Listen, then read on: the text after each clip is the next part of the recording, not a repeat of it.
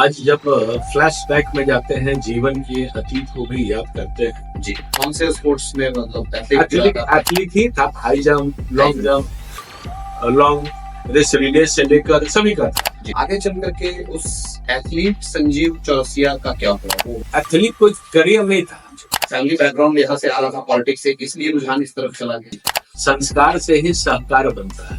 हम house wife नहीं बोलते, हाउस मेकर बोलते हैं। हाउस मेकर, यानी कि घर को बनाने का सबसे बड़े काम अगर कोई करती है तो वो गृहिणी करती है। एक राजनीतिक क्षेत्र में जब व्यक्ति रहता है तो पारिवारिक समय कम दे पाता है, ये मन में तो बोझ हरदम रहता है। जी, वो पल कौन से थे जब लगा कि फुल टाइम राजनीति अब करनी है, चुनाव लड़ना है, पॉलिटिक्स में आना है? हम लोग अपने से डिसाइड नहीं करते हैं कि यहाँ लड़ना है, करना है। जी, आप चर्चा में अभी रख रहे थे एक लालू प्रसाद जी से आपकी मुलाकात की, आप क्या कुछ बता? साइकिल से ज्यादा हम शाखा लगाने जाते थे।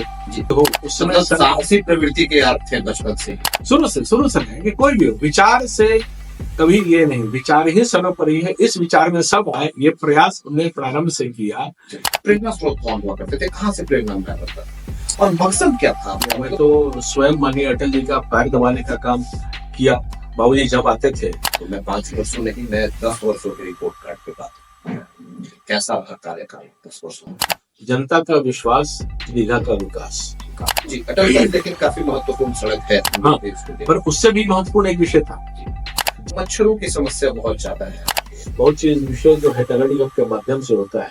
बोले तो मुख्यमंत्री जी कभी आपके साथ कभी उनके साथ गए आए, फिर से सरकार चली, तो सुलभता और काम करने में समस्या, मतलब कैसे तालमेल बना और इसको कैसे देखते हैं आप, ये कितना उचित आपको लगता है? जब 2015 में चुनाव लड़े थे तो सब पार्टियां एक थी विपक्ष की।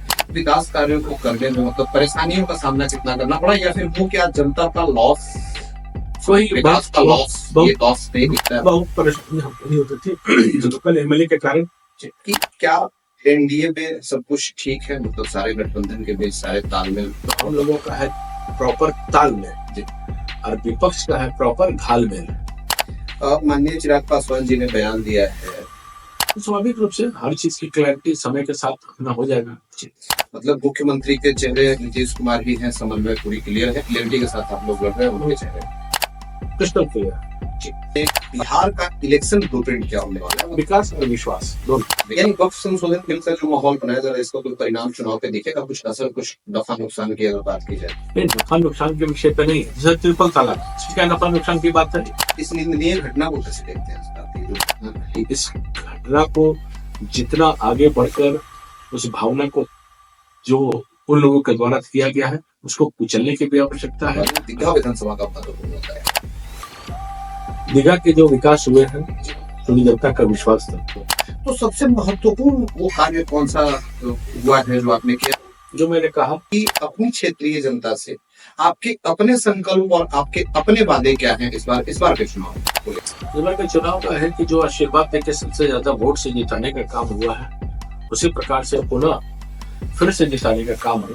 भारतीय जनता पार्टी कितने सीटों के चुनाव लड़ रही है? नहीं, चुनाव की दृष्टि से संगठन के चुनाव के हैं और उत्तर प्रदेश के सब प्रभारी की भी भूमिका में रहे।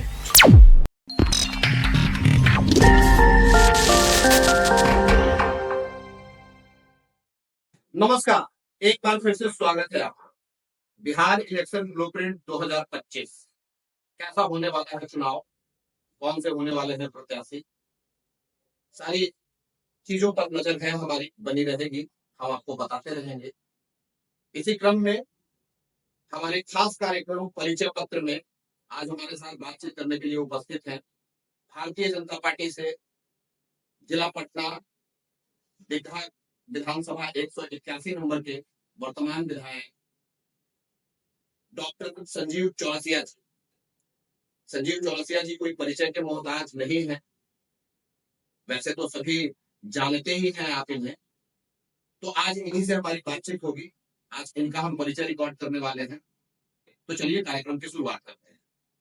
संजीव चौरसिया जी, बहुत बहुत नमस्कार और बहुत बहुत स्वागत है आपका हमारे कार्यक्रम में। बहुत बहुत धन्यवाद जी। जैसा कि आप सभी जानते हैं कि हमारा पहला सवाल आता है अपना परिचय अपनी जुबानी।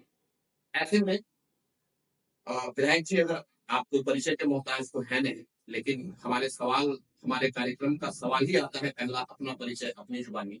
ऐसे में अगर हम आपके जीवन के विषय में, आपका परिचय अगर आपके बचपने से, आपके जन्म से अगर अभी तक की कहानी थोड़े संक्षिप्त और थोड़ी विस्तृत अगर आपसे हम जानना चाहें, कुछ स्कूल कॉलेज की यादें, कुछ युवा काल की यादें, तो कैसा रहा है आपका जीवन, कैसे यहाँ तक आज आप एक अ, राजनीतिक परिवार से आते हैं, तो अगर हम आपकी कहानी आपकी जुबानी जानना चाहें तो कैसा रहा है आपका जीवन? आज जब फ्लैशबैक में जाते हैं, जीवन के अतीत को भी याद करते हैं, जी। तो जो ऊर्जा और जो सामाजिक परिवेश जो मिला इस परिवार से, लगातार परिवार के सामाजिक परिवेश को हमने जो अंगीकार किया, तो बचपन से इस चीज को भी ध्यान में आ रहा था। और संघ के शाखा से हमने प्रारंभ किया। जी। बाल स्वयंसेवक के गठनायक, जो संघ की शाखाओं का प्रथम दायित्व होता है, तो गठनायक से प्रारंभ करके मुख्य शिक्षक, फिर कारवा, फिर संघ के द्वितीय वर्ष कुटी सीखिए, यानी कि संघ के रचना में ही ढालने का काम। तो आयु के क्रम में अपने विचार, यानी कि संघ के विचार को अनुपालन करने का काम किए। जैसे जैसे आयु का क्रम बढ़ा, वैसे वैसे संघ के जो अनेक आयाम थे उससे जोड़ने का काम हुआ। वो तभी मिल पाया क्योंकि परिवार के संस्कार उस रूप में थे। संघ से जुड़कर रहने वाले आज हम तीसरी पीढ़ी है। जन्म स्थान वगैरह के विषय में अगर आप थोड़ा बहुत चर्चा करें। और जहाँ खाजपुरा, जहाँ आप लोग हैं, ये आर्य भवन, लगभग पीढ़ी दर पीढ़ी, पुष्ट दर पुष्ट, यही अपना स्थान, जन्म स्थान खाजपुरा रहा है। पहले गांव के अंदर मकान था, फिर मेरे जन्म के पश्चात जो है सड़क पर यहाँ पर मकान बनने का काम हुआ। तो बाबूजी बहुत सारी यादें को भी बताने का काम करते हैं कि पहले एक तरह से ये पंचायत हुआ करता था। और दादा जो है, जो प्रथम मुखिया आजादी के बाद जो हुआ, तो उस समय के प्रथम मुखिया दादा थे यहाँ के, माननीय स्वर्गीय मुंदर साहु जी, तो प्रथम मुखिया रहे। तो उस समय से ही अपने अपने प्रकार से बाबूजी दानापुर चुनाव 1968 में पहले चुनाव लड़ने का काम किए, जो पाटलिपुत्रा तक दानापुर विधानसभा था। फिर क्रमशः परिसीमन हुआ, तो परिसीमन में पटना पश्चिम हुआ, उसके बाद दीघा हुआ। ये आयाम पॉलिटिकल परिसीमन के दृष्टि से रहा। जैसा मैं बता रहा था कि संघ के शाखाओं से लेकर ओटीसी से लेकर, उसके बाद जब कॉलेज में गए, तो कॉलेज में विद्यार्थी परिषद से जुड़ने का काम हुआ। स्कूलिंग वगैरह सेंट माइकल हाई स्कूल से स्कूलिंग किए। जी। और हम स्कूल के अच्छे एथलीट थे, हरदम गोल्ड मेडल लेने का एक अभिरुचि भी रहती थी और लेते भी थे। कौन से स्पोर्ट्स में मतलब एथलीट एथलीट ही था, high jump, long jump, long race relay से लेकर सभी का था। जी। यानी कि हमें याद है कि भाई क्रिकेट से लेकर वॉलीबॉल, फुटबॉल, यानी स्पोर्ट्स मैन स्पिरिट प्रारंभ से रहा है। जी। तो स्कूल में उसके बाद पटना यूनिवर्सिटी के छात्र के रूप में यहाँ आना हुआ, और एम.कॉम, एम.बी.ए पटना यूनिवर्सिटी से किए। उसके बाद हमने पीएचडी किया और डॉक्टरेट की उपाधि प्राप्त हुई। तो विद्यार्थी परिषद में जुड़ने का काम हुआ, और उस समय का आंदोलन का एक पिक था। लालू प्रसाद, श्रीमान लालू प्रसाद यादव सत्ता को संभालने का काम हुआ, 89 के करीब का है। और 86 में इंटर के बाद जब एडमिशन लिए, तो अनेक सारे आंदोलन, खास करके ओबीसी समाज से रहते थे उस समय, अलग अलग प्रकार के आरक्षण के मुद्दे, ये सब विषय खूब चल। और यूनिवर्सिटी कैंपसेस में अलगाव की प्रक्रिया को अपनाने के जो काम उस समय के तत्कालीन लालू प्रसाद यादव जी ने किया था, तो सभी आंदोलन को हम लोगों ने लीड करने का काम किया। और लीड करके, यानी कि जो अराजकता फैला था, लाठी गोली की सरकार नहीं चलेगी, नहीं चलेगी, श्रीमान लालू प्रसाद यादव जी कैंपसेस को खत्म करने का पूरी तरह से प्रयास, यानी कि चोरी किस प्रकार से हो, सेशन किस प्रकार से विलम्ब हुए। और हमें याद है कि केवल हम 74 आंदोलन को ही याद करते हैं, उसके साथ साथ 94 आंदोलन भी 94 का बड़ा मूवमेंट रहा। जी। एक चीज स्पष्ट करना चाहते हैं कि उस समय के छात्र का जो उबाल है, इस देश के अंतर्गत एक बहुत बड़ा उबाल हुआ था, विशेष करके बिहार में। जी। एक साल में 4 बार बिहार में हुआ। जी। मधुबनी गोलीकांड ध्यान में होगा आपको, लखीसराय का गोलीकांड वहां पर ध्यान में होगा, तो ये जो गोलीकांड जो हुए, छात्रों की हत्या कॉलेज के अंतर्गत कर दी जाती थी, चोरी के इश्यूज को लेके, और अनेक सारे एकेडमिक सेशन ठीक हो, तो उसके लिए बड़े बड़े आंदोलन हुए।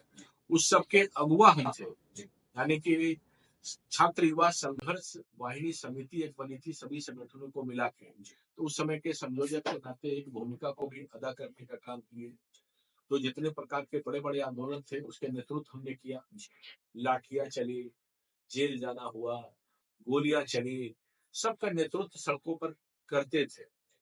और पढ़ाई जब समाप्त हुआ उसके पश्चात श्रीमान लालू प्रसाद यादव जी के अनेक आंदोलन जो यहाँ अलग अलग प्रकार से उनके खिलाफ जो होते थे, बिहार के पूरे आयाम बड़े बड़े आंदोलन हुए। गांधी मैदान में छात्रों की रैली हुई, और भगवत जायदाद के समय जो हम लोगों ने सड़क पर अदालत लगाने का काम किया। तो एक एक क्रम को जाएंगे तो एक बड़ी फहरिस्त है जी। तो नहीं, मैं क्रम में पहुंचूंगा सर, लेकिन उससे पहले आपने चर्चा किया स्कूल टाइम में आप एक अच्छे एथलीट हुआ। आगे चल करके उस एथलीट संजीव चौरसिया का क्या हुआ, वो मतलब मैं हो जाऊँ।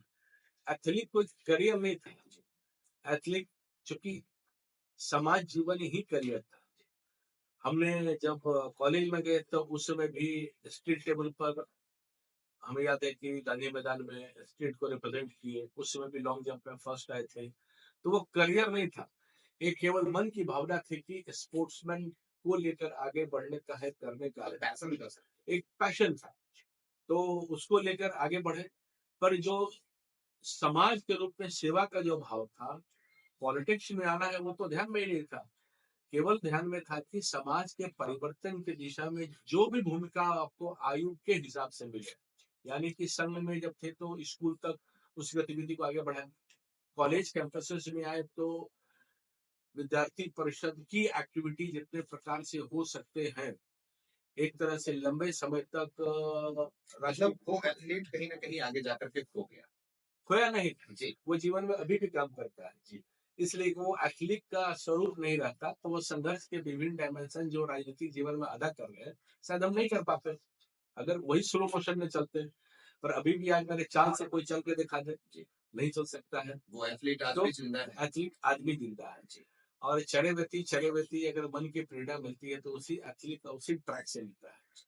तो जो ट्रैक का धावक का जो मन की संकल्पना रहती है, समाज में सेवा का भाव, उसी भाव से आगे बढ़ने का काम है। आपके पिताजी का बैकग्राउंड भी पॉलिटिकल रहा है, राज्यपाल भी रहे हैं और भी बिहार विधान परिषद के सदस्य भी रहे हैं, लंबे कार्यकाल में सदस्य रहे हैं।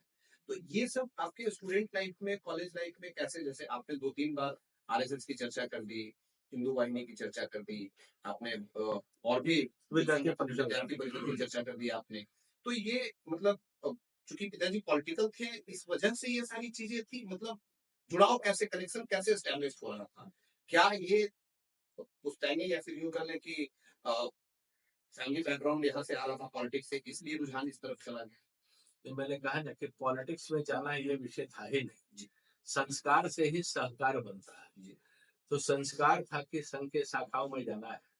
क्योंकि जब गुरुदक्षिणा करना होता था तो बहुत छोटे थे, तो पिताजी कुछ राशि दिया करते थे। हमें लगता है कि पहली या दूसरी कक्षा में भी थे, उस समय से ही बाबूजी ने संस्कार दिया सभी बच्चों को कि भाई गुरुदक्षिणा करो, संघ के बाल शिविर में जाओ। हम लोग को बैगेज के साथ बाल शिविर, हमको और छोटा भाई दीपक को भेज दिए बाल शिविर। ये हमको चौथी या पांचवी कक्षा में थे उस समय ही बाल शिविर में भेज दिए, जहाँ संघ के 7 दिनों का वर्ग लगता था।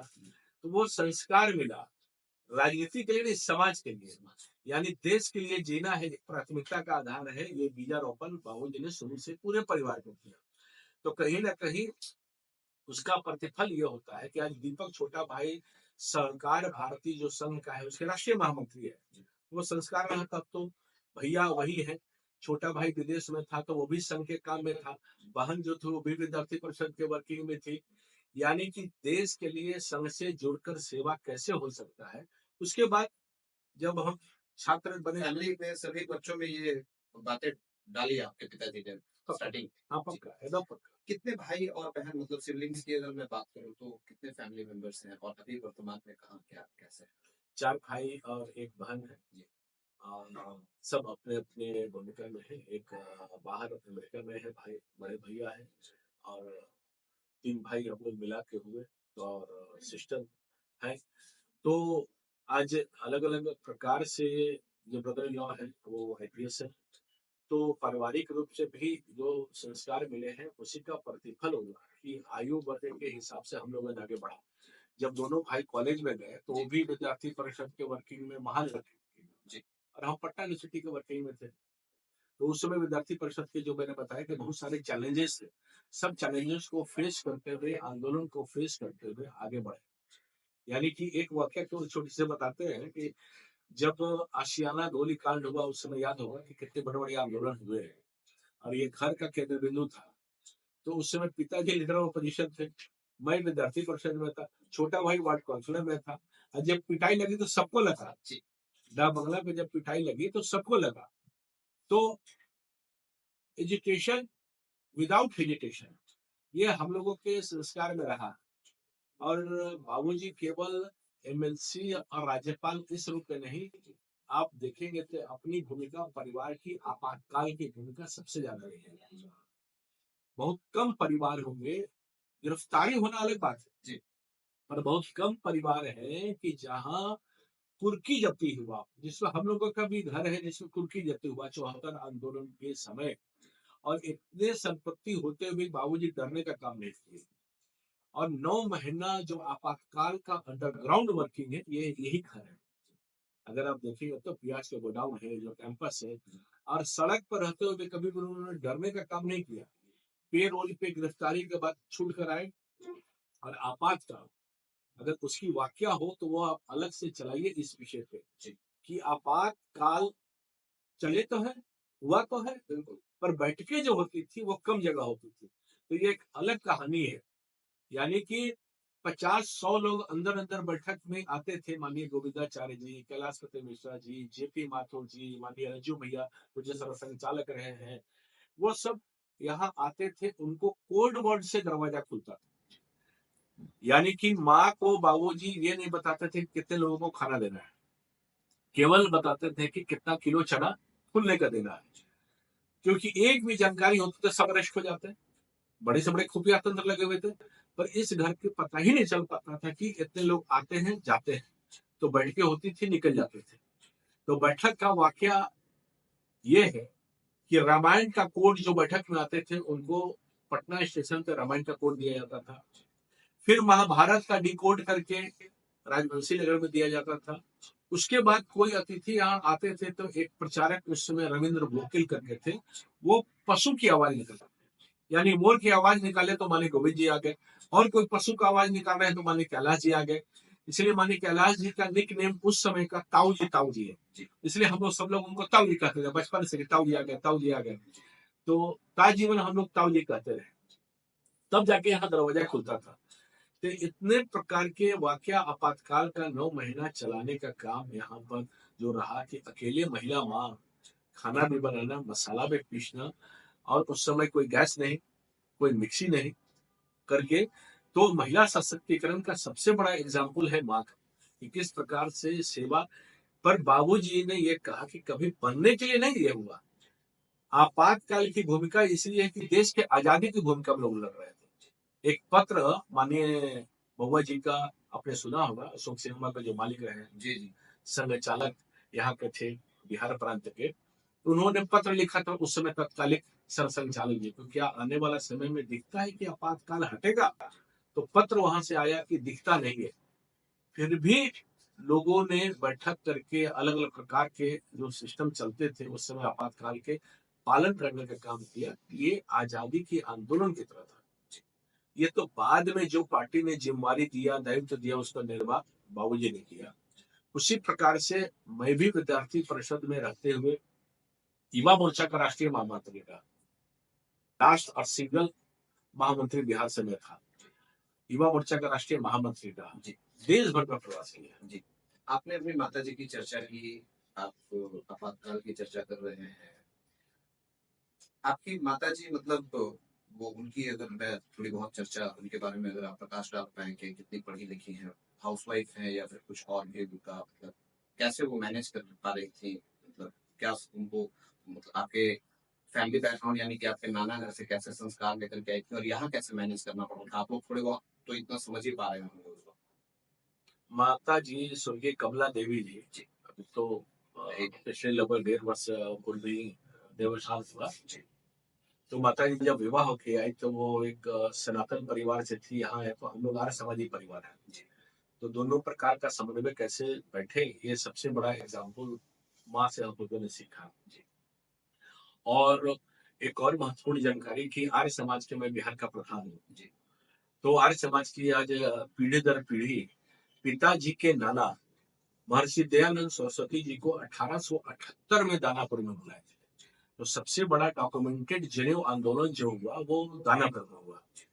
और उस जनेऊ आंदोलन के सूत्रधार जो रहे तो बाबूजी के नाना, तो यानी कि दादाजी जो है वो अपने ससुराल से आर्य समाज के विषय पर आर्य समाजी बनने का काम किए, फिर बाबूजी, फिर हम, ये परंपरा पीढ़ी दर पीढ़ी चलता आ रहा है।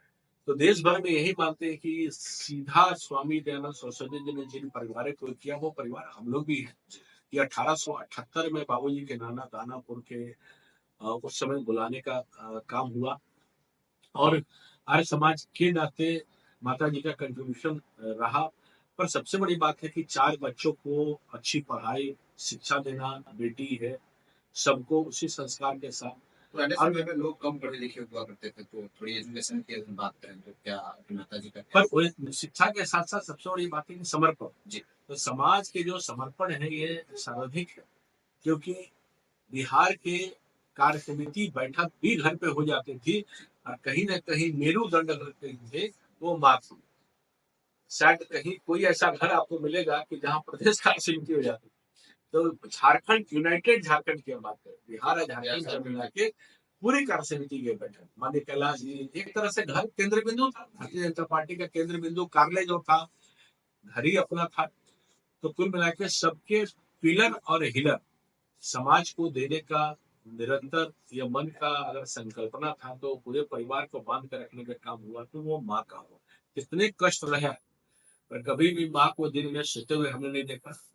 कोई भी आए सबको लगता था कि घर का ये माँ है, क्योंकि जहां भी देश भर में जाते थे सबको लगता था कि मैं 12 बजे रात में आऊँ चाहे 2 बजे आऊँ, माँ जरूर पूछ के खिलाती थी कि बेटा खाना खाए कि नहीं, कोई होम टाइम आ रहा है, पचा रहा है, कुछ है। तो ये सबका परिवार के रूप में अपना घर रहा है।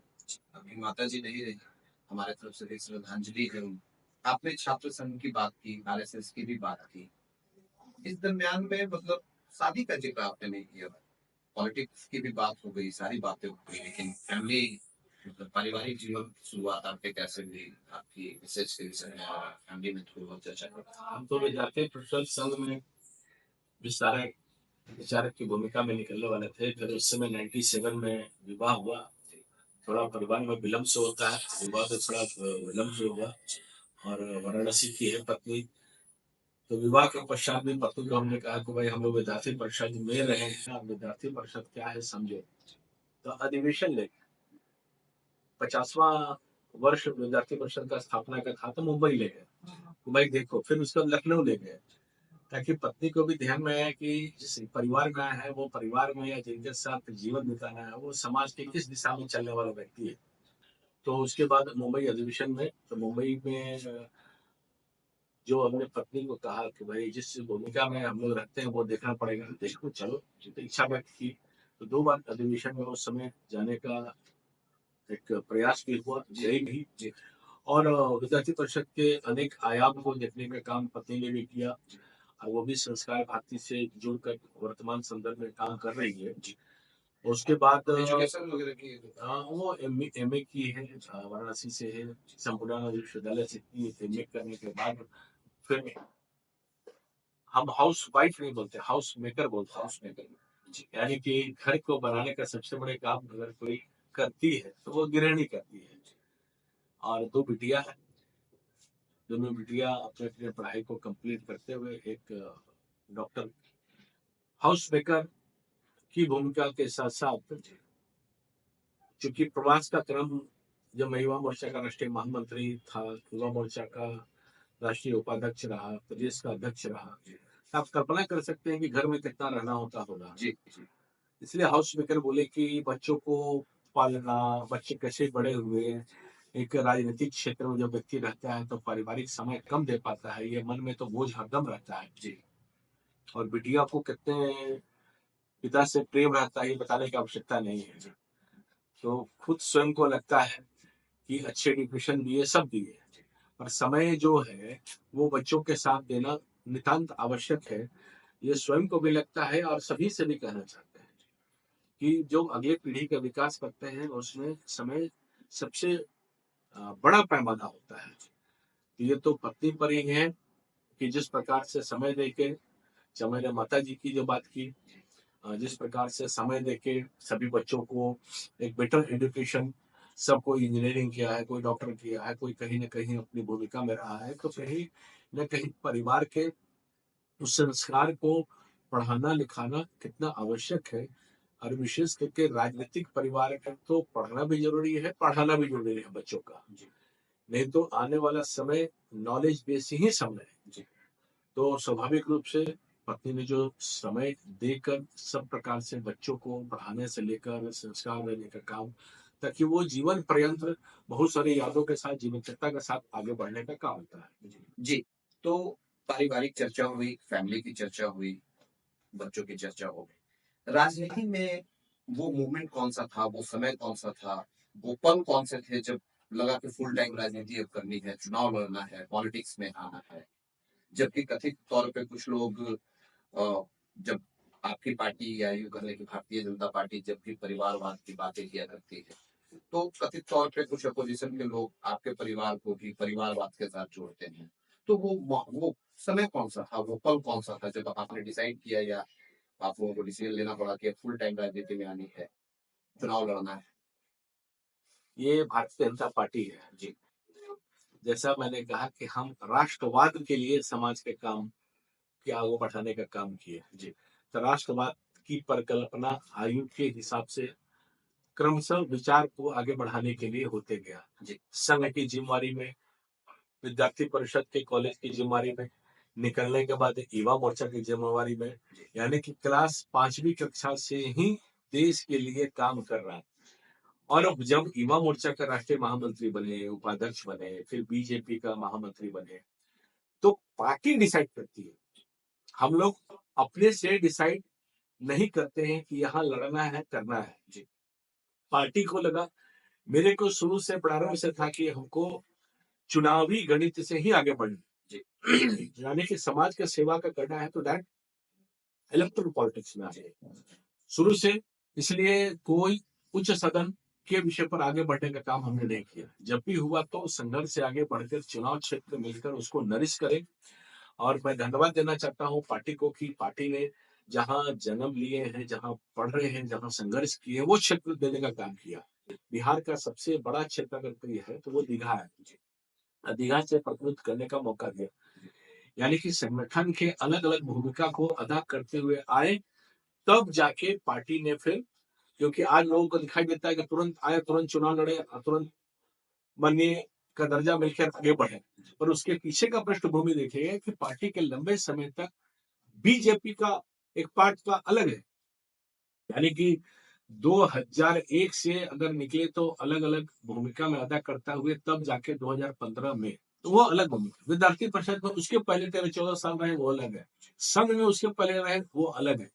यानी कि उतने लंबे आयु तक काम करने के पश्चात ये एक माध्यम है, एक साधन नहीं है, बल्कि ध्येय यात्रा के साथ जनप्रतिनिधि का सेवा करना क्षेत्र का, ये मेरा जीवन का मुख्य मकसद है जी। आप चर्चा में भी रख रहे थे एक लालू प्रसाद जी से आपकी मुलाकात की, आप वाकया कुछ बताएं? मैंने कहा कि ऐसे तो बगल के यहाँ पर जब क्वार्टर में यहाँ रहते थे वेटनरी कॉलेज में जी, तो जब वेटनरी कॉलेज का मुख्य शिक्षक था तो उसी जगह से हरदम सुबह सुबह हमको गुजरना पड़ता था जी। और कहीं कहीं जब सुबह का समय रहता था स्कूटर बड़ा स्लो रहता था, चाहे साइकिल से ज्यादा हम शाखा लगाने जाते थे जी। तो ये हमें याद है कि परम पूज्य डॉक्टर हेडगेवार जी का जन्म शताब्दी वर्ष चल रहा था, तो राणा जी की याद है कि लालू प्रसाद यादव जी मिले जी। तो हमने उनको भी कहा कि 100 वर्ष संघ का है, संघ का स्वयंसेवक हूँ मैं, मुख्य शिक्षक हूँ, ये पुस्तक आपको लेना है। जी, सब जगह संपर्क करना था। जी, तब जाके पूछे कहाँ रहते हो? तो मैंने कहा कि भाई किनके लड़के? अच्छा, अच्छा उनके लड़के हो। यानी कि कोई भी व्यक्ति हो उस समय मतलब साहसी प्रवृत्ति के आप थे बचपन से। शुरू से रहेंगे, कोई भी हो, विचार से कभी ये नहीं, विचार ही सर्वोपरि है, इस विचार में सब आए, ये प्रयास हमने प्रारंभ से किया कि कोई भी हो। आप सोचिए कि सुबह-सुबह साइकिल से जब 5 बजे जाते थे, तो सुबह कुत्ता कैसे दौड़ाता था, आपको याद है कि कभी-कभी शाखा लग जाते थे, सुबह-सुबह 5 बजे मैकेनिक कॉलेज के डॉक्टर को शाखा लगाने। तो ऐसे बहुत सारे वाकया हैं। हाफ पैडल साइकिल से जब गठराए थे, तो प्रारंभ करते थे।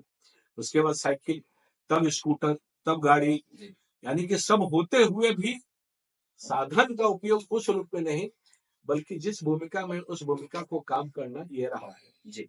आप बचपन से ही आप आरएसएस के साथ जुड़े हुए, संघ के साथ जुड़े हुए रहे, काफ़ी कार्य किया आपने। जब आप पॉलिटिक्स या राजनीति आपने बताया कि समाज सेवा और समाज के लिए कुछ करने की भावना इसको लेकर के राजनीति में आया। राजनीति ने आपने बताया पार्टी ने डिसाइड किया आपके चुनाव लड़ने का। प्रेरणा स्रोत मतलब प्रभावित किससे हुआ करते थे? प्रेरणा स्रोत कौन हुआ करते थे? कहाँ से प्रेरणा मिला करता था? और मकसद क्या था आपका? मतलब पॉलिटिक्स में आना है, जनसेवा करना है, लेकिन एक विशेष मकसद अगर या कुछ फोकस पॉइंट की अगर बात की जाए तो वो क्या रहा? ये स्वाभाविक रूप से राजनीति कोई आना है, तो जो देश के बारे में सोचने वाला अगर पार्टी है, तो भारतीय जनता पार्टी है। और स्वाभाविक रूप से पार्टी की भूमिका में, चूंकि इस घर पे तो माननीय अटल जी आते रहे, माननीय अडवाणी जी आते रहे, माननीय स्वयं प्रधानमंत्री माननीय नरेंद्र मोदी जी यहाँ घर पे रहे हैं, माननीय कैलाश पटेल मिश्रा जी, जितने लोग हैं, सब लोग का ये आवास रहा है। तो उनका व्यक्तिगत जीवन मैंने देखने का काम किया। मैं तो स्वयं माननीय अटल जी का पैर दबाने का काम किया। बाबूजी जब आते थे, तो कहते थे, कह रहे जाओ पैर दबा दो, जबकि छोटे थे। जब पैर दबाते थे तो कहते थे, कह रहे ये हाथ तो तुम्हारा बड़ा सख्त है। यानी कि जो लहजा माननीय अटल जी का कहने का होता था, यहाँ तो लंबे समय तक रहने का भी काम करते थे। तो मेरे ठीक प्रधानमंत्री बनने के पूर्व को याद है कि 97 में रिसेप्शन के आशीर्वाद देने माननीय अटल बिहारी वाजपेयी जी ने खुद यहाँ आने का काम किए। तो बहुत सारी यादें उस रूप में थी। तो जनप्रतिनिधि के नाते जो मैंने बताया कि कोई सदन में नहीं जाना, बल्कि जब भी जाना है तो चुनावी गणित से आगे बढ़ के जाना, ये मन में प्रारंभ से रहा। अगर पार्टी ने डिसाइड किया कि इस क्षेत्र की भूमिका को अगर देना है सेवा करने के लिए, तो दीघा मिला। तो स्वाभाविक रूप से प्रेरणा व्यक्ति के साथ साथ विचार, तो विचार जो आपने कहा कि संघ विचार, उसी के विषय पर आगे बढ़ाकर अभी भी उसी विचार को हमको लेकर आगे चलना है कि राष्ट्र के पुनर्निर्माण के व्यापक संदर्भ में हम, तो शिक्षा का क्षेत्र हो, देश का क्षेत्र हो, समाज का क्षेत्र हो, उन क्षेत्रों में काम करना है कि राष्ट्र अपना गौरव स्थान कैसे हासिल कर पाए। ये मुख्य मकसद अलग अलग क्षेत्रों के माध्यम से करने का काम हम लोग का है। जी। इतने सारे नामों में किसी एक नाम की अगर बात की जाए तो अगर मैं आपसे जानना चाहूँ एक नाम वो प्रेरणा स्रोत के तौर पे तो किनका नाम लेंगे? स्वाभाविक रूप से माननीय कैलाशपति मिश्रा जी यहाँ लंबे समय तक रहे हैं। उनके जीवन का बहुत व्यक्तिगत रूप से देखने का भी काम हुआ है। और क्रमशः माननीय प्रधानमंत्री जी का स्वयं हर एक पहलुओं पे बात करते हुए, यानी कि उनकी व्यक्तिगत याददाश्त इस प्रकार से है, तो लगता है कि कितने सूक्ष्म पहलू से पारिवारिक चिंता करने का काम करते हैं। यानी कि माननीय कैलाश पति मिश्र जी का जब देहावसान हुआ, उस समय माननीय प्रधानमंत्री जी गुजरात के मुख्यमंत्री रहे। और एक वाकया है कि जब माननीय मुख्यमंत्री के इस पे यहाँ आना हुआ था, तो बाबूजी ने एक बार फोन किया था गुजरात पहुंच के भी, कहीं दिखाना था जी। तो तुरंत उन्होंने पूछा कि गंगा बाबू उस डॉक्टर साहब की बात हो गई है क्या? सोचिए ये इसने, तो स्वाभाविक रूप से लगता है कि सब होते हुए भी व्यक्तिगत चिंता करना। जब माँ इस बात को कहती है, सिक्किम में जब जाते हैं मिलने के लिए, तो माँ कहती है कि बड़ा अच्छा किया कि आपने इनको राज्यपाल बना दिया जी। तो वो बोलते हैं क्या जो बेटा को विधायक बना दिए? तो यानी कि हर के बारे में चिंता करना, ये व्यक्तिगत पहलू कि किसी भी पद पे व्यक्ति जाता हो, पर पारिवारिक चिंता करना, ये इस विचार की खासियत है। माननीय अटल जी के बारे में बताया, माननीय अडवाणी जी और सभी के बारे में। तो स्वाभाविक रूप से जो चिंतन और मनन इस पार्टी में है, परिवार की भी चिंता करना, क्षेत्र की भी चिंता करना और देश की भी चिंता करना, ये क्रम बहुत कम दिखाई देता है। लेकिन प्रेरणा का स्रोत आप मिश्रा जी को मानते हैं। स्वाभाविक रूप से लंबे समय तक रहे हैं और अनेक बिंदुओं पे, क्योंकि सुबह का चाय बना के देने का काम मेरा ही रहता था। रात में जब आते थे तो जाग के हर सेवा का काम करते थे। तो उनके जीवन को, संघर्ष के जीवन को एक प्रचारक की भूमिका में व्यक्ति का कैसे हो सकता है, ये सबसे बड़ी भूमिका होती है।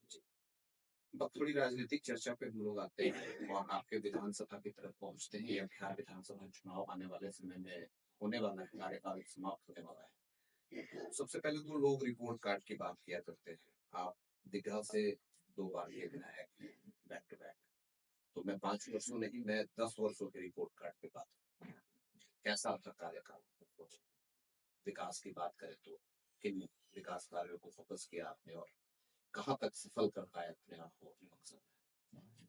जनता का विश्वास, दीघा का विकास। उभरता दीघा, संवरता दीघा। हमने 2015 में भी नारा दिया था, दीघा का उभरता हूँ, संवरता हूँ। आज दीघा के क्षेत्र में आप घूम लीजिए तो बहुत सारे आयाम आपको स्वाभाविक रूप से दिखाई देंगे। कहीं न कहीं थोड़ा सा भी अंशदान है, गिलहरी की भूमिका में है, वहां से लेकर पूर्ण भूमिका में सभी प्रकार के प्रोजेक्ट्स को ध्यान देंगे। जो अटल पथ बना, तो उस समय भी आंदोलन हमने करने का काम किया कि रेलवे ट्रैक की आवश्यकता नहीं है, इस रास्ते पर बहुत कुछ हो सकते हैं। स्वाभाविक रूप से केंद्र और बिहार सरकार का समन्वय बना, एक रास्ता निकलने का काम हुआ। तब तो क्षेत्र में लोग लक्ष्मीया विधायक भी कहते हैं, क्योंकि बनने के बाद एक जो सबसे छोटा काम और महत्वपूर्ण काम। जी, अटल पथ लेकिन काफी महत्वपूर्ण सड़क है। हाँ, पर उससे भी महत्वपूर्ण एक विषय था, जेपी सेतु। आपको याद होगा कि वो बीच के कार्यकाल में बन नहीं रहा था, काम रुक गया था। तो बिंद टोली के लोगों को मैं धन्यवाद देता हूँ कि बिंद टोली केवल एक स्थान नहीं है, बल्कि उनकी बड़ी भूमिका है जेपी सेतु के लिए। लगभग उस समय का 998 वोट में से कुछ 800 कुछ वोट हमको उन लोगों ने देने का काम किया, या 800, मतलब लगभग लगभग अप्रोक्सीमेट 900 वोट से ही कुछ ही कम वोट वहां से मिले।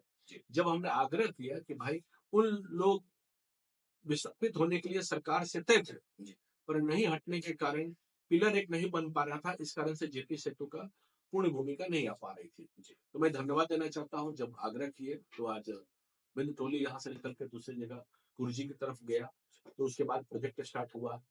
तो वही मैंने कहा, उस समय के क्षण को मैं याद करता हूँ कि अलग अलग टारगेट फ्रेम में हमने सोचा कि क्या करना है। वो इसलिए कि यहाँ का स्थानीय पहली बार मैं विधायक बना हूँ, तो लोगों को ये मन में रहता है कि स्थानीय विधायक है तो हर चीज को उसी रूप में सोचने का काम होता है। जैसे गंगा पथ बना, गंगा पथ भी आप देख रहे हैं, उसके जो प्रोजेक्ट है, तो पहले घूम के जाना था।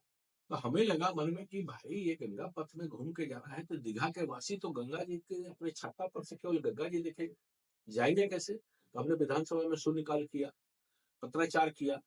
तो आप देखेंगे कि पार्टी पुल से और पहले से लेकर वहां से लेकर पूरा राजापुर तक 7 अंडरपास हुए, तो एक रास्ता सुगम हुआ। तो इस प्रकार से एक वैचारिक दृष्टिकोण से वहां सुगमता आपको दिखाई दिया। जो आप दाह संस्कार का केंद्र दीघा में देख रहे हैं, पहले दीघा में नहीं था, आपको ध्यान में होगा। हमको लगा, एक साल बाद जब मैंने अध्ययन किया तो लगा कि 12 माह पानी बहुत ना ऊपर आता है ना नीचे जाता है, तो हम पुल भी घट जाते थे, तो यहाँ एक दाह संस्कार का केंद्र बन सकता है। अभी हाल में हम लगभग 5 करोड़ 5.5 करोड़ का सीएसआर फंड लाके बात हो गई है, लगभग ऑलमोस्ट पेपर वर्क है, वो काम जल्द से जल्द वहां होगा और एक विस्तृत स्वरूप वहां दिखाई देगा। जो सड़कों का जाल है, इसके लिए लगातार हम विधानसभा में प्रश्न उठाते रहे, करते रहे, उसका बहुत सारी योजनाओं का लाभ आपको दिखाई दे रहा है। पता नहीं आप कभी ध्यान दिए हैं कि नहीं, जो पोस्ट ऑफिस रोड है वो जलमग्न हरदम रहा जी उस समय का, तो 65 लाख रुपया उस समय मिला। और यही कहते कि 150वां वर्ष महात्मा गांधी जी का है, उसी बारिश से गए थे। तो उस समय पे बिहार सरकार ने लागू किया, गांधी जी की प्रतिमा भी पोस्ट ऑफिस रोड में वहां पर है। उसके बाद सड़क बना, वहां का जल जमाव दूर हुआ। तो छोटी छोटी समस्याओं को दूर करने का काम किए। आरसीडी में 110 करोड़ से ज्यादा की राशि, लगभग 14 किलोमीटर की सड़क इंटरनल पहली बार पटना में कोई बना है तो मेरे विधानसभा। ये पूरा पासपोर्ट ऑफिस से लेकर एजी कॉलोनी से लेकर रामनगरी, एनटीपीसी, अलग अलग प्रकार के जितने सड़क है, अभी अम्बेडकर पथ पे देखेंगे कि कालीकरण सब होते गया। बालू पर का कालीकरण हो गया। फिर आपको गर्दनी बाग में देखेंगे तो वहां भी बापू संग्रहालय से जब आगे बढ़ेंगे, बापू सभागार से बापू टावर जो है वहां से लेकर सिंह मोड़ तक अभी पाइपलाइन में सरिस्ताबाद है, पुलिस कॉलोनी है, पाटलिपुत्रा है, सब पाइपलाइन में है। तो मेरा ध्येय यही है कि जनप्रतिनिधि रहते रहते मैक्सिमम सड़कों को आरसीबी करवा, कालीकरण करवा। उससे क्या है कि मेंटेनेंस चल पड़ेगा। और जो मेरा संकल्प पत्र का पहला बिंदु था, राजीव नगर के विषय पर 1024 एकड़ को मुक्त करो, उसका परिणाम अब परिणति दिखाई दे रहा है। माननीय उप मुख्यमंत्री जी ने भी कहा कि जल्द से जल्द समाधान 1-2 महीने के अंदर दिखाई देगा। सड़कों पर लाठियां खाए, सड़कों पर गोली चलते हुए, यानी कि मैं ऐसा विधायक हूं, अगर आप तस्वीर में भी उस समय का देखेंगे कि सड़क पर जब गोलियां चल रही थी, थर्राते हुए याद होगा कि 100 कुछ राउंड गोलियां राजीव नगर के विषय पर चला। चलते हुए गोली हमने खड़ा होकर कहा कि अगर मारना है तो चलो विधायक को गोली मारो। अगर वहां नहीं रहते तो कितने लोग हताहत हो जाते। तो यह संघर्ष का परिणाम अब है कि सड़क से लेकर सदन तक अनेक प्रश्नों के माध्यम से 1024 एकड़ का परिणाम दिखाई दे, वो अब दिखाई दे रहा है। परिणाम सकारात्मक होगा, निर्णय जल्द से जल्द आएंगे।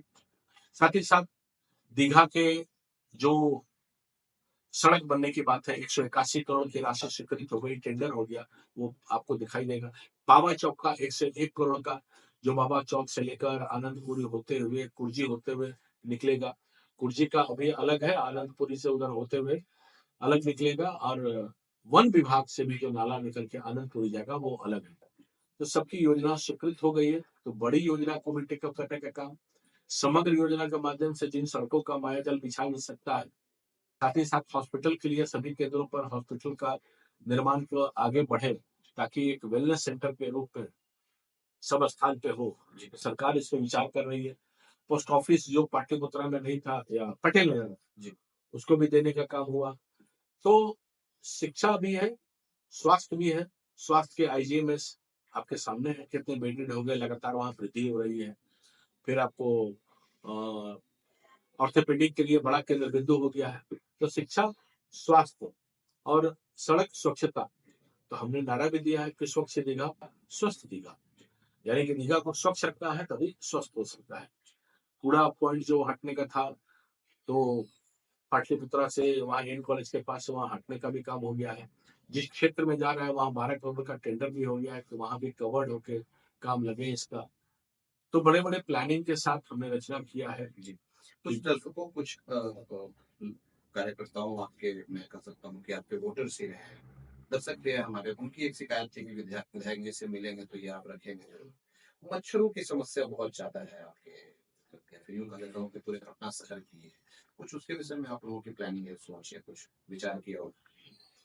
बहुत चीज विषय जो है नगर निगम के माध्यम से होता है, तो स्प्रे करने का काम नगर निगम के माध्यम से है। कहीं कोई कठिनाई होती है तो आपके माध्यम से हम कहना चाहेंगे कि आप सीधे संपर्क कीजिए। नगर निगम से संबंधित हो, चाहे कोई भी विषय हो, तो सीधा जुड़ के संवाद कीजिए। उन समस्याओं को दूर करने का काम करेंगे हम। क्योंकि सड़क से लेकर स्वच्छता से लेकर कोरोना के अनेक कार्यकाल को लेकर जो आगे हमने बढ़ाया है, उसको भी आगे रखना है। और एक विषय और कहना चाहेंगे कि मेरे क्षेत्र में स्लम का क्षेत्र बड़ा एरिया है, तो स्लम के संबंधित जितने विषय है, शौचालय का निर्माण है, वहाँ के नली गली है, सबको अंगीकार करते हुए आगे बढ़ाया है। उसका परिणाम दिखाई दे रहा है कि आप चले जाइएगा तो ओडीएफ के माध्यम से शौचालय के निर्माण का पर्याप्त हमने क्या करवाया है। और आगे भी विषय हमने दिया है कि अलग अलग क्षेत्रों पे इसके बारे में समुचित व्यवस्था, ताकि जब जीता हमने, तो चुनाव के क्रम में जब मैं गया यारपुर वगैरह की तरफ, तो वहां पे लोगों ने कहा कि विधायक जी सब हुए, पर आप शौचालय की व्यवस्था कीजिए। क्यों भाई? तो शौचालय ट्रैक पे करते हुए कट गए लोग। ये मेरे मन को बहुत चुभ गया कि बताइए आज के दिन भी शौचालय ट्रैक पे जाके करना हो, और ट्रैक पे करते करते परिवार, 2-3 परिवार ऐसे मिले कि जो ट्रेन से कट गए। तो स्वाभाविक रूप से उन क्षेत्रों में ओडीएफ का हमने उसके माध्यम से शौचालय की बात, उसके माध्यम से फिर जो पानी की आवश्यकता है उसकी बात, यानी कि अलग अलग क्षेत्रों में स्लम, गरीब गुरबा, जो माननीय प्रधानमंत्री जी की जो योजना आयुष्मान भारत का चल रहा है, वो मैक्सिमम अधिक से अधिक लोगों को मिल जाए। अन्य योजना जो राशन का जो लाभ मिल रहा है वो भी अधिक से अधिक लोगों को मिल जाए। ई श्रम कार्ड का डेटा जब हमने निकाला, देखा कि वो बड़ी मात्रा में ई श्रम कार्ड का भी अपने आप में रजिस्ट्रेशन अपने विधानसभा में ज्यादा है जी। तो अपने विधानसभा में सभी क्षेत्रों को टच करते हुए आगे बढ़ते हैं। बेटर स्कूल देखेंगे तो इसी क्षेत्र में है, अगर स्लम की भी संख्या देखेंगे तो इसी क्षेत्र में है। तो सबको समन्वय भाव से देखकर और विकास और विश्वास क्षेत्र में आगे बढ़ाने का काम कर रहा है। 14 विधानसभाओं में, पटना जिले के 14 विधानसभाओं में सबसे बड़ी विधानसभा है आपकी। मोर देन 400 से ज्यादा बूथ हैं आपके क्षेत्र में। काफी बड़ी जिम्मेवारी है आपके। बहरहाल पिछले 5 वर्षों के अगर कार्यकाल की बात की जाए, माननीय मुख्यमंत्री जी कभी आपकी पार्टी के साथ, थोड़े समय आपके अपोजिशन की पार्टी के साथ थे। तो इन 5 वर्षों में जब बोले तो मुख्यमंत्री जी कभी आपके साथ कभी उनके साथ गए आए, फिर से सरकार चली, तो सुलभता और काम करने में समस्या, मतलब कैसे तालमेल बना और इसको कैसे देखते हैं आप, ये कितना उचित आपको लगता जब 2015 में चुनाव लड़े थे तो सब पार्टियां एक थी विपक्ष की, वो कांग्रेस आरजेडी जदयू सब थे। उस समय जीत कर आए तो स्वाभाविक रूप से जनता का प्रेम सब प्रकार से मिला। और अभी भी चूंकि एनडीए का बिहार का जो प्यार है वो एनडीए के साथ है, तो स्वाभाविक रूप से माननीय मुख्यमंत्री जी बिहार के विकास के लिए और माननीय उप मुख्यमंत्री जी द्वय सब विकास के लिए पूरे एनडीए के जो अचीवमेंट पॉलिसी है और माननीय प्रधानमंत्री जी के उस विकास के साथ और विश्वास के साथ ही बिहार आगे बढ़ रहा है। तो बिहार जब तक आगे बढ़ेगा नहीं, माननीय प्रधानमंत्री जी बार बार कहते हैं कि ये जो पूर्वांचल के जो क्षेत्र है विशेष करके बिहार के विकास के साथ, तो उन क्षेत्रों को आगे बढ़ाकर, और अभी भी मैं मानता हूं कि माननीय मुख्यमंत्री जी के नेतृत्व में एक ऐसा चेहरा हम लोगों के साथ है कि जो डेवलपमेंट को आगे बढ़ाते हुए हम आगे बढ़ रहे हैं।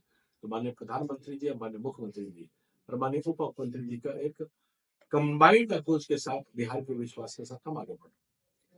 मैं उस वक्त की बात कर रहा हूँ सर, जब मुख्यमंत्री जी आपके, मतलब आपके साथ गठबंधन तोड़ करके आरजेडी के साथ गठबंधन में सरकार बनाई।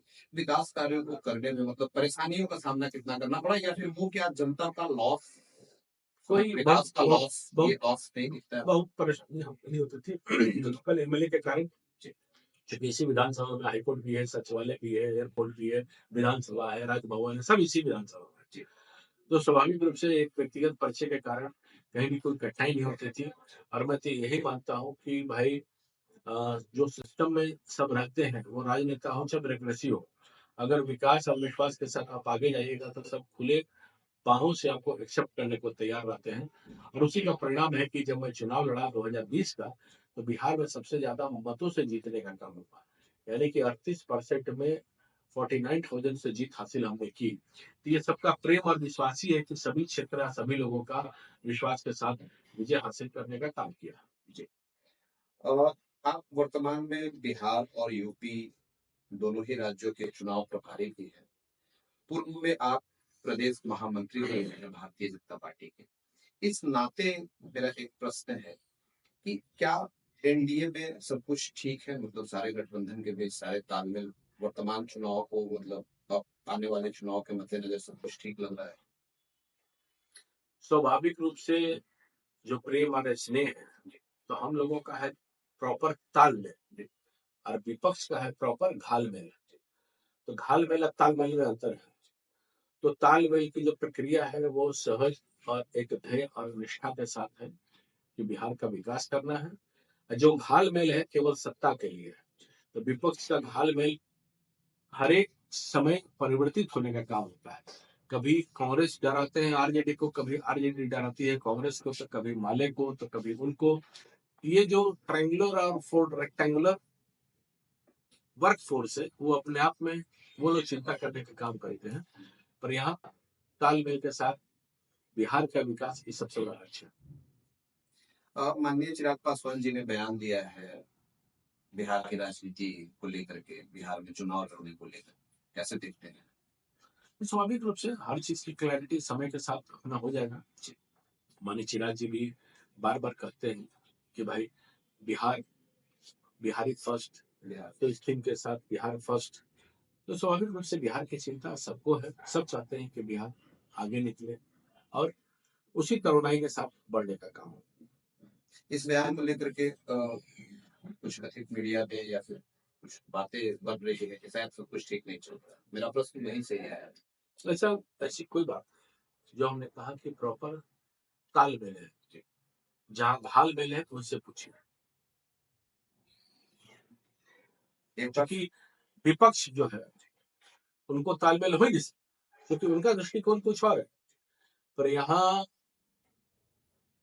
माननीय चिराग पासवान जी हो, माननीय उपेंद्र कुशवाहा जी हो, माननीय जीतन मांझी जी हो, माननीय नीतीश कुमार जी हो, सभी पार्टियों का समन्वय बहुत ही प्रॉपर से है। लक्ष्य यही है कि आज बिहार का विकास और विश्वास जो दिख रहा है, इसी एनडीए अलायंस का ही देने से दिख रहा है और आगे भी दिखेगा। मतलब मुख्यमंत्री के चेहरे नीतीश कुमार भी हैं, समन्वय पूरी क्लियर है, क्लियरिटी के साथ आप लोग लड़ रहे हैं उनके चेहरे। Crystal clear. जी। एक चर्चा काफी जोरों पे है, बिहार की राजनीति पे चर्चा चल रही है, तो माननीय मुख्यमंत्री नीतीश कुमार के बेटे निशांत कुमार की राजनीति में एंट्री कैसे देखते हैं आप? आगे के क्रम में जो जो भूमिका के समय का इंतजार अपने अपनी भूमिका से करनी चाहिए, तो आने वाले समय में एक पार्टी की अपनी भूमिका और माननीय नीतीश कुमार जी के जो विकास के चेहरे पे हम आगे बढ़ रहे हैं उसको निरंतर बढ़ने का काम करें। मतलब आप लोग अगर वो आते हैं और चेहरा उनका सामने लाया जाता है, स्वीकार होगा भारतीय जनता पार्टी? मैंने कहा कि माननीय नीतीश कुमार जी की भूमिका और इसमें लगातार हम बढ़ने का काम कर रहे हैं और स्वाभाविक रूप से आगे बढ़ते रहे। मतलब निशांत जी के एंट्री पे कोई जवाब नहीं आएगा? माननीय मुख्यमंत्री जी जो सेवा बिहार में की है वो अपने आप में एक पहचान बनाने का काम किया, उसको हम आगे बढ़ाने का काम करें। आप चूंकि प्रदेश के नेता हैं, तो भारतीय जनता पार्टी में बड़े लेवल पे आपने मतलब चुनाव के प्रभारी हैं, आप महामंत्री रहे हैं, यानी प्रदेश स्तर पे आपकी पहुंच है, चर्चा है। तो प्रदेश की राजनीति की अगर बात की जाए, बिहार के परिप्रेक्ष्य में अगर बात की जाए, तो आने वाले समय में बिहार का इलेक्शन ब्लूप्रिंट क्या होने वाला है, मतलब मुद्दा क्या होने वाला है, किस मुद्दे पे इस बार चुनाव होने वाला है? बिहार में जो हम लोगों ने डेवलपमेंट का काम किया है, रोजगार देने का काम किया है, सड़कों का जाल से लेकर, जब बिहार में अपनी सरकार नहीं थी उस समय मेडिकल कॉलेजेस के लेकर, सड़कों के निर्माण को लेकर, कितने किलोमीटर सड़क थे, अब कितने किलोमीटर सड़क हो गए, हॉस्पिटल का पैमाना है, गंगा जी पे ब्रिजेस के पैमाना है, सब में जो वृद्धि हुई है, तो सब प्रकार से वो दिन याद करने की आवश्यकता है कि जब हत्याएं होती थी, फिरौती सीएम आवास होते थे। माननीय लालू प्रसाद यादव जी के परिवार ने खुद कहा है कि किस प्रकार से फिरौती उनके आवास से अन्य मार्ग से हुआ करते थे। ये तो जग जाहिर है हत्याएं के दौर कैसे चली है। तो आज बिहार उस रूप में नहीं लौटना चाहेगा। लालटेन युग से बिहार अब निकल चुका है और आईटी के क्षेत्र में हो, सभी क्षेत्र में हो, बिहार उसी विकास के साथ आगे बढ़ना चाहता है। तो जनता भी जानती है कि अगर एनडीए है तो हम डेवलपमेंट को आगे कर सकते हैं और उसी के ऊपर हमको बढ़ने का काम करना है। अब किन विकास की बात करेंगे कि जो नेता आज नेतृत्व कर रहे हैं उनके हर पैमाने को आप देखेंगे तो समझ में आ जाएगा आप किस चेहरा की बात कर रहे हैं। तो उनके पास ना कोई चेहरा है ना सेहरा है। मतलब विकास के मुद्दे पे आप लोग जाएंगे शायद? विकास और विश्वास दोनों। विकास और विश्वास। शराबबंदी एक महत्वपूर्ण मुद्दे के तौर पे बिहार में देखा जा रहा है। काफी सारे लोग, आपकी एक नई नवेली पार्टी भी बिहार में आई है, उन लोगों का भी बयान आ रहा है। मैं जन सुराज की बात कर रहा हूँ। और भी कई लोग बातें, मतलब अक्सर हाँ चौक चौराहे पे ये बातें आजकल है कि या तो माफियागिरी को बढ़ावा दिया जा रहा है या फिर राजस्व की हानि हो रही है। कई तरीके से लोग शराबबंदी को डिफेंड कर रहे हैं। आप लोगों का क्या स्टैंड है, जबकि आप सरकार के साथ में है, शराबबंदी के सपोर्ट में है? आगे आने वाले समय में शराबबंदी जैसे मुद्दे को कैसे देखें हम लोग, या जनता कैसे देखें? आप शराबबंदी केवल एक मुद्दा का रूप नहीं देखे, एक सामाजिक परिवर्तन का दृष्टिकोण देखिए। समाज में कितने सारे परिवर्तन हुए हैं। महिलाओं की वृद्धि किस प्रकार से अलग अलग प्रकार से हिंसा में गिरावट हुई है। तो शराबबंदी के प्रकार का दृष्टिकोण वो रखना चाहिए कि समाज में एक परिवर्तन की दिशा तय किए है। महिलाएं के वोट प्रतिशत आज बढ़े एनडीए के पक्ष में, तो सबसे बड़ा कारण यही है। तो आने वाले समय में शराबबंदी ऐसे एज इट इज जैसे है जारी रहेगी आप लोगों की, अगर इंडिया की सरकार आती है? स्वाभाविक रूप से जिस मुद्दे पे लेकर, जिस विचार को लेकर हम लोगों ने अभी कहा है कि समाज परिवर्तन की दिशा में बड़ी भूमिका रही है, समाज के दृष्टिकोण से आगे बढ़ाने के लिए शराबबंदी। जी। दूसरी तरफ शराबबंदी आप लोग ऐसे ही लागू करने की जारी रखने की बात कर रहे हैं। दूसरी तरफ माफिया की भी और कुछ मतलब बोले तो माफिया उदय की बात की जा रही है शराब के माध्यम से या शराब के अवैध बिक्री के माध्यम से। तो इसको लेकर के कुछ रोड मैप, कुछ प्लानिंग आप लोगों ने की है? मतलब कैसे कंट्रोल करेंगे जो ये दिख रहा है? अलग अलग प्रकार के जो सिस्टम में लगे हुए लोग हैं, जी। उनसे जब आप जानकारी प्राप्त कीजिएगा तो विशेष जानकारी मिलेगी जी। कि भाई नदी से लेकर, सड़क से लेकर जिन प्रकार के सर्विलांस रखना चाहिए, सब सर्विलांस में रखने का काम कर रहे हैं। मतलब आगे इस पे और तैयारी बेहद है, कुछ प्लानिंग होगा? था भी, है भी, रहेगा। चुनाव आने वाले हैं और कई मुद्दे चुनाव में प्रभावी तौर पे प्रभावित करते हैं चुनाव को। ऐसे में केंद्र के मुद्दे यानी केंद्रीय मुद्दे राज्य के चुनाव में, राज्य स्तरीय चुनाव में कितना प्रभाव रखने वाले हैं? मैं कुछ खास मुद्दों की अगर मैं बात करूं तो अभी वर्तमान में एक घटना घटी है कश्मीर में। काफी निंदनीय घटना है, सभी लोगों ने निंदा की। एक्शन प्लान भी आपकी पार्टी की तरफ से लिया गया है, केंद्रीय सरकार की तरफ से लिया गया है। इसके अलावा चंद दिनों पहले एक संशोधन बिल लाया गया केंद्र में। उस बिल को लेकर के, मैं वक्फ संशोधन बिल की बात कर रहा हूँ, उसको लेकर के भी काफी चर्चा है, काफी माहौल बनाया जा रहा है।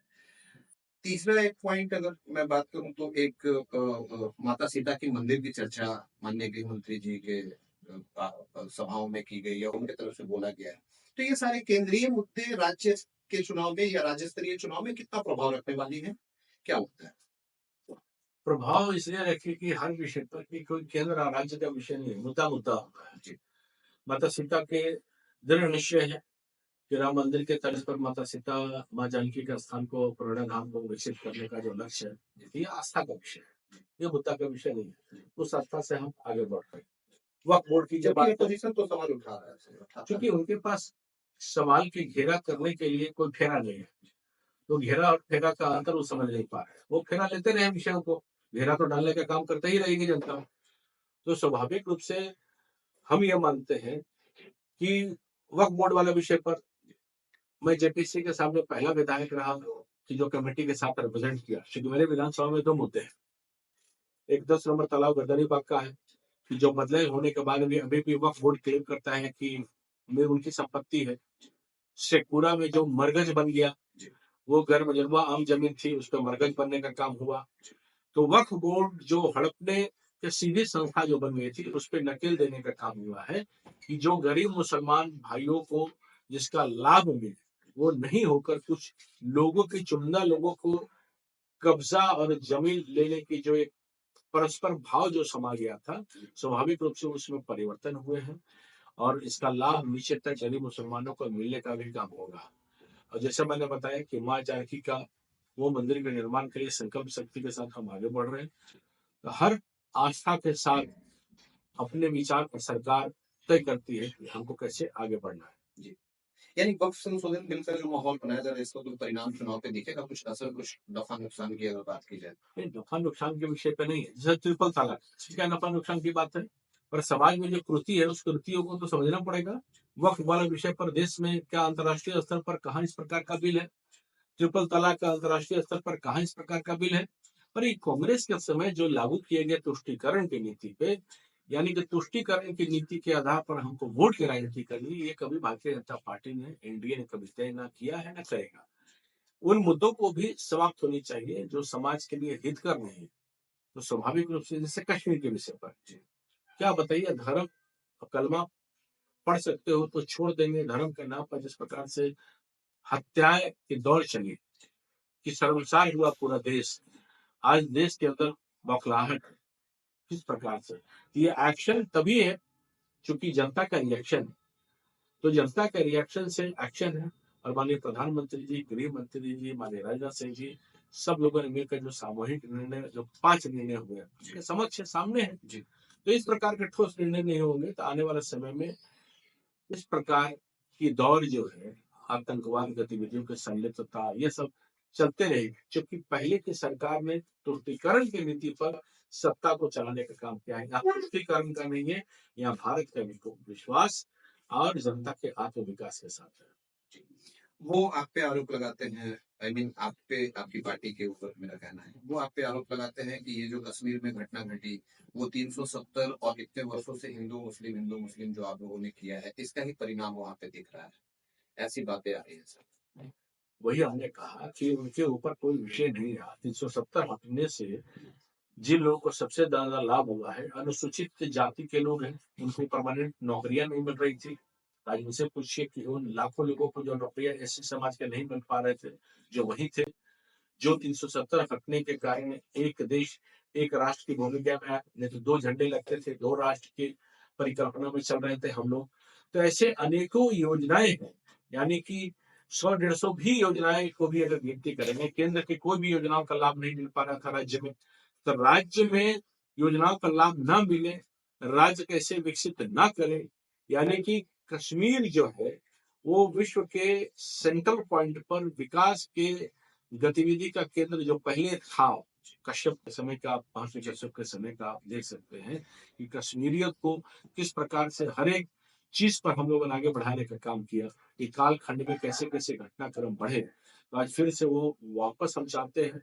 और 356 रियासतों को जब सरदार पटेल ने एक किया और नेहरू जी को केवल एक मिला कश्मीर को करने के लिए, तो उसके जख्म किस प्रकार से इस देश में रहे, देश की जनता देख रही है। तो स्वाभाविक रूप से उन जख्मों को दूर करना चाहते हैं और एकीकृत भारत को, एक भारत श्रेष्ठ भारत हम करना चाहते हैं, उसको आगे बढ़ाना है। जी, इस निंदनीय घटना को कैसे देखते हैं सर आप, ये जो घटना घटी? इस घटना को जितना आगे बढ़कर उस भावना को जो उन लोगों के द्वारा किया गया है उसको कुचलने की भी आवश्यकता है, और पाक को सबक देने की आवश्यकता है कि आने वाले समय में कभी भी अपने नापाक इरादे भारत को ऊपर रखने का काम ना करो, और घुसपैठियों को, पाकिस्तान को, बांग्लादेश को भी, सभी को निकालने का काम जिस प्रकार से अलग अलग क्षेत्रों से हो रहा है उसकी गतिविधियां और तेज करनी चाहिए।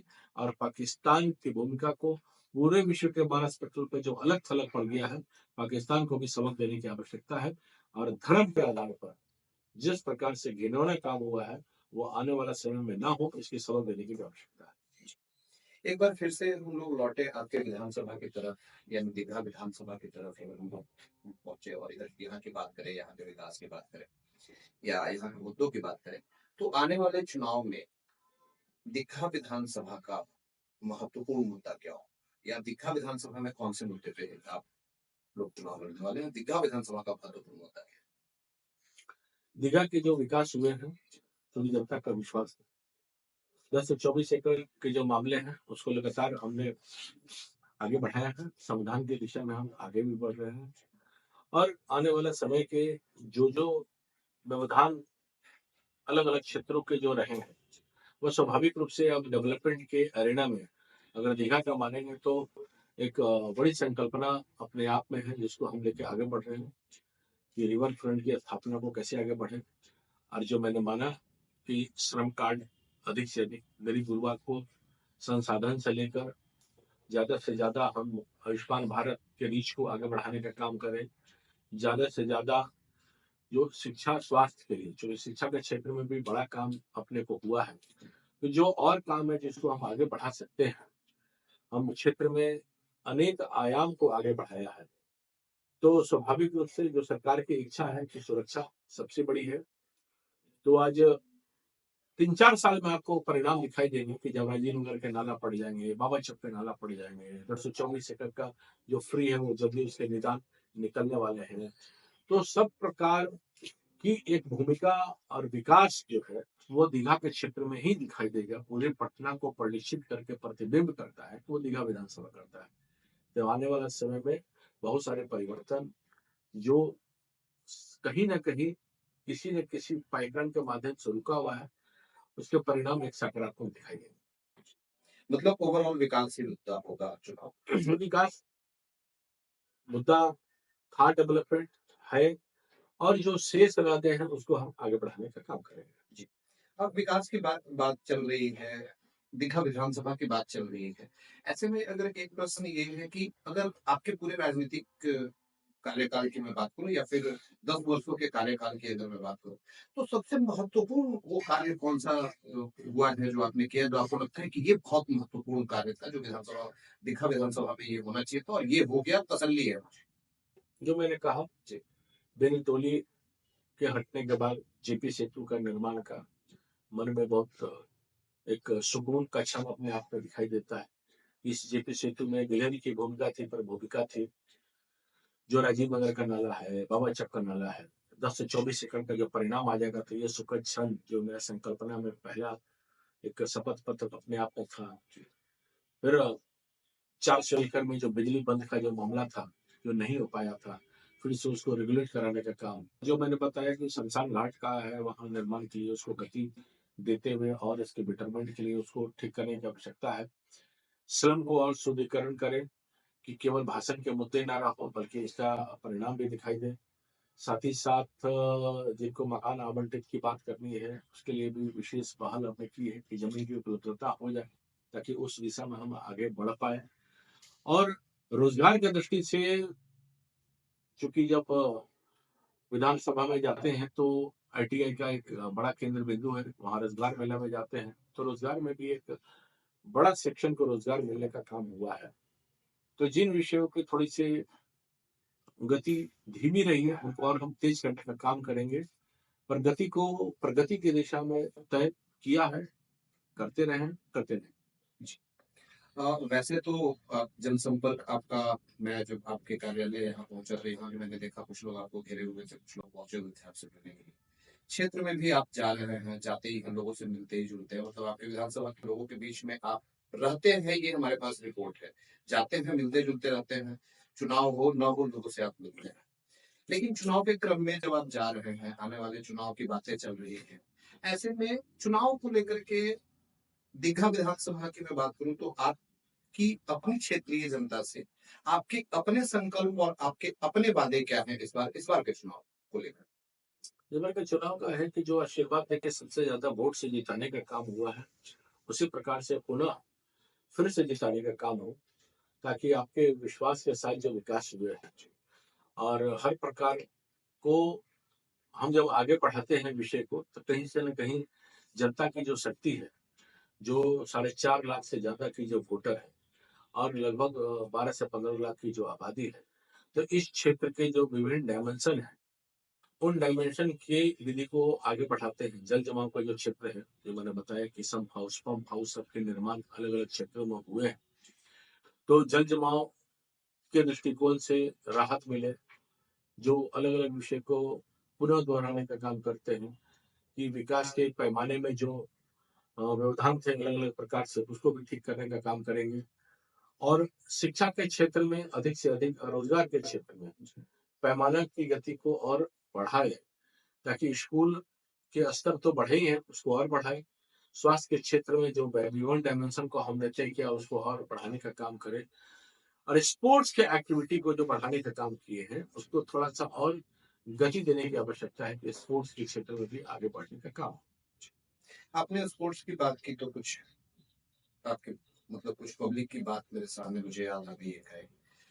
शहर में कुछ प्लेग्राउंड्स वगैरह की कमी की शिकायत कुछ हमारे पास कुछ लोग कर रहे थे, क्या उसके बारे में कोई प्लानिंग, क्या कुछ रोड मैप था आप लोगों प्ले के पास? ग्राउंड का है, इसलिए हम लोगों ने अभी संजय गांधी जो स्टेडियम है, वहाँ भी लगभग 5.5-6 करोड़ के प्रोजेक्ट के साथ माननीय उप मंत्री माननीय सम्राट चौधरी जी भी गए थे। तो वहाँ योजना बन रही है कि बेटा स्टेडियम स्टेडियम का निर्माण हो। पाटलिपुत्रा है, वहाँ भी उसका निर्माण हो। तो जो उपलब्धता की कमी हो गई है, तो उन क्षेत्रों में फील्ड का ऑपरेट करके बने, ताकि हम आगे बढ़ाने का काम करें और क्षेत्र में धीरे धीरे आगे बढ़े। एक मेरे मन में है, जो एसटीपीआई आप देख रहे हैं कि दीघा में सबसे बड़ा एसटीपीआई बन रहा है, उधर के क्षेत्र में भी स्पोर्ट्स की गतिविधि को हम कैसे आगे बढ़ाएं, उसके लिए भी सरकार से जरूर बात करेंगे कि उन क्षेत्रों को भी हम आगे बढ़ाने का काम करें। अ, बिहार के चुनाव सह प्रभारी आप हैं। ऐसे में एक प्रश्न ये है कि भारतीय जनता पार्टी कितने सीटों के चुनाव लड़ रही है? नहीं, चुनाव की दृष्टि से संगठन के चुनाव के हैं और उत्तर प्रदेश के सब प्रभारी की भी भूमिका में रहे हैं, तो स्वाभाविक रहे उत्तर प्रदेश से बिहार, तो संगठन के चुनाव बिहार का लगभग लगभग पूरा हो चुका है। यूपी का विशेष है, तो उस दृष्टि से है। आने वाले समय में जो अलायंस के समन्वय के हिसाब से जो सीटों का जैसा अलायंस रहेगा, उन गतिविधियों को आगे बढ़ाने का फिर काम किया जाएगा। हमारे चैनल के माध्यम से अगर आप अपने क्षेत्र की जनता से, प्रदेश की जनता से, देश की जनता से कोई अपील करना चाहें तो वो क्या हो? अपील ही अपील है, जो भी करे कम है। जो विकास के इस पे विश्वास देने का काम किए, तो दीघा ही नहीं अपितु बिहार की जनता से भी, और विशेष करके दीघा की जनता को धन्यवाद करना चाहते हैं कि लगातार 2 बार सेवा का मौका दिए हैं। तीसरी बार भी अधिकतम मतों से सभी वर्ग के लोग सबका साथ, सबका विकास, सबका विश्वास, सबका प्रयास के साथ आगे बढ़ाने का काम करें। सभी बुजुर्ग हैं, महिला हैं, माताएं हैं, बहनें हैं, पुरुष है, नौजवान साथी है, सब वर्ग के लोग जो है उसी विश्वास के साथ आगे बढ़ाने का काम करें, ताकि दीघा में एक बढ़ता हुआ परिक्षेत्र विकसित जो दिखाई दे रहा है वो और अपनी ऊंचाइयों को हासिल करे, ताकि बिहार के संदर्भ में दीघा के क्षेत्र के हर एक दृष्टिकोण से विभिन्न पैमाने पर लोग आए तो लगे कि दीघा का विकास, जनता का विश्वास। इसलिए इसी विश्वास और विकास के साथ मैं फिर से आप लोगों को धन्यवाद देता हूँ, और आने वाले समय की जो अपेक्षा है उसको निश्चित तौर पर आपके आशीर्वाद के माध्यम से मिलने का काम हो। आप सबों को बहुत बहुत धन्यवाद। तो साथ तो ये थे हमारे साथ डॉक्टर संजीव चौरसिया जी, वर्तमान पटना जिला दीघा विधानसभा 181 नंबर के बैक टू बैक 2 बार के विधायक भारतीय जनता पार्टी से। ऐसे ही अलग अलग विधानसभाओं में अलग अलग नेताओं से, अलग अलग प्रत्याशियों से, वर्तमान विधायक, पूर्व विधायक, संभावित प्रत्याशियों से हम उनकी जीवन चर्चा, उनकी जीवन परिचय चर्चा करते रहेंगे, रिकॉर्ड करते रहेंगे, आप तक लाते रहेंगे। आप बने रहिए हमारे साथ और देखते रहिए हमारे चैनल टुडेज ब्लूप्रिंट न्यूज को। डॉक्टर संजीव चौरसिया जी, बहुत बहुत धन्यवाद, बहुत बहुत शुक्रिया हमारे साथ बातचीत करने के लिए। मैं अविनाश राज सिंह इस बात के साथ इस कार्यक्रम को समाप्त करता हूँ। बहुत बहुत धन्यवाद। शुक्रिया, थैंक यू।